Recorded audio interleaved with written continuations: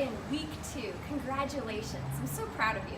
Some of you have really increased your water intake since our goals were set for week 1. So one of our goals was 60 ounces of water every day. And some of you improved your water greatly from 16 ounces to 32 ounces a day, and you're still improving. We gave you a really great habit of placing 16 ounces, or like a water bottle, in the morning before you start your coffee or tea, another 16 ounces at lunch, then again at 2 or 3 p.m., and again at night, maybe after dinner. Probably not an hour right before bed, but maybe 2 hours before bed, having that 16 ounces. That would give you over 60 ounces of water every day.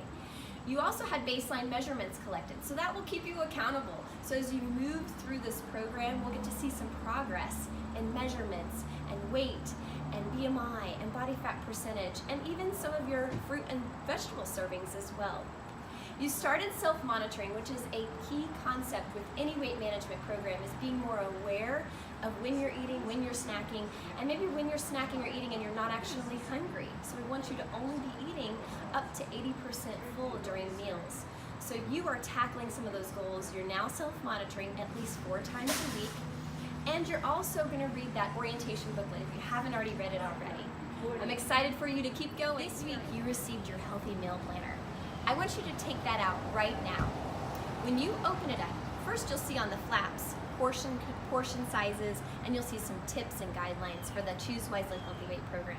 When you open the flaps, you're going to see carbohydrates on the right side, the fruit, some of the calcium foods, and your carbohydrates like starches and grains, starchy veggies as well.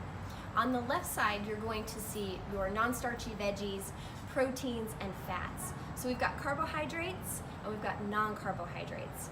I want you to be most aware of the fruit and veggie servings, because we're really going to want you to focus on that, and the carbohydrates. Most of us overeat those.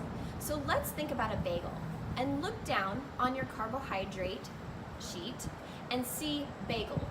When you look at bagel, it's going to say for 15 grams of carbs, because all of the carbohydrates are laid out in 15 grams. That's how they're portioned out. That would be 1 carbohydrate serving. So if we looked at a whole bagel, only 1/4 of the bagel is 1 carbohydrate. So if I ate the whole bagel, I need to count it for 4 carbohydrates. That's how you'll use this healthy meal planner guide, and we'll help you with that as well. So please ask questions each time you come to the session. This week we are at Ruby's Market because we are talking about grocery shopping. When we are planning for grocery shopping, it's so important to create a list. A list will help us keep us accountable. It'll help make sure we don't have any impulse buys, and just help us reach those goals. To help us reach our goals each week, we want to start looking at the nutrition facts label. It's important to start getting in a habit of looking at this label, being familiar with it, and overall knowing how to read it.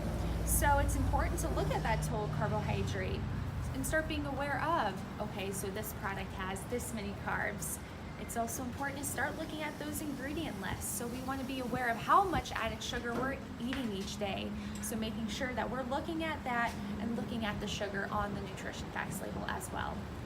Did you know many of the local grocery stores actually offer grocery store tours? Come on, let's go for a tour. Produce section is a section that we want to splurge on. And remember, shopping the perimeter of the grocery store is going to have some of your best options. Aisles with cookies, crackers, and things that we typically scroll through. However, it's important to stick to our grocery store list, making sure that we reduce those impulse buys and making sure that we are splurging on the produce. For instance, when we are in these aisles, it's important to always look at the nutrition label. So reading labels can be confusing. Let's look at strawberry jelly. So for instance, looking at sugars in this product, we have corn syrup, high fructose corn syrup, and sugar.